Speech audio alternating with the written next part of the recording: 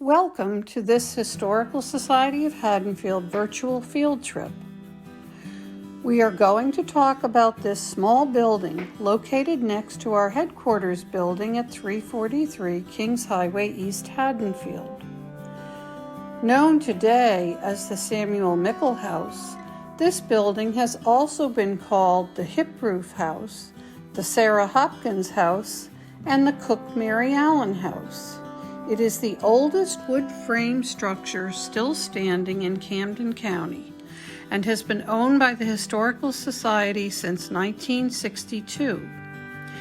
It may be hard to believe, but this building has been moved not once, but 2 times over the last 280 years.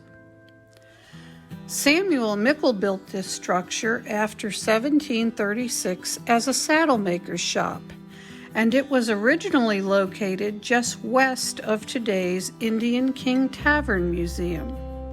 We don't know much about the building in its earliest years, but we know that Elizabeth Haddon Estaw bought it in 1752 to use as a rental property. When Elizabeth died 10 years later, she left it as part of a generous bequest to Sarah Hopkins, who was the widow of Elizabeth's nephew Ebenezer, whom she had raised as a son. Elizabeth wanted Sarah to have the income from the rental property during her lifetime, and then it was to be sold, and the money divided among her and Ebenezer's 7 children. The building was moved for the first time in 1836.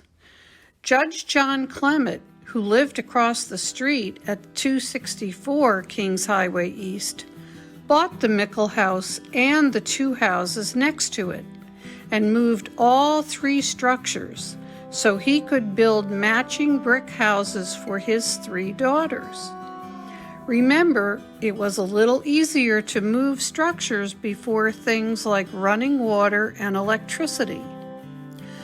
Judge Clement moved the Mickle House to 23 Ellis Street, and the other 2 houses were moved elsewhere on Kings Highway. For the next 129 years, the Mickle House stood on Ellis Street. The main floor was probably a single large room with a small separate space to one side, with unknown purpose, and 2 rooms above. Around 1840, a lean-to extension was added to the rear of the building. Other changes were made to the house over the years, including to doors, windows, and fireplaces. By the mid-20th century, residents of the Mickle House enjoyed the usual modern amenities like electricity, a kitchen, and a bathroom. The last private owner of the property was Anna Collings Vickers, who lived in Haddonfield but rented out the Mickle House for income, just like Elizabeth Estaw and Sarah Hopkins before her.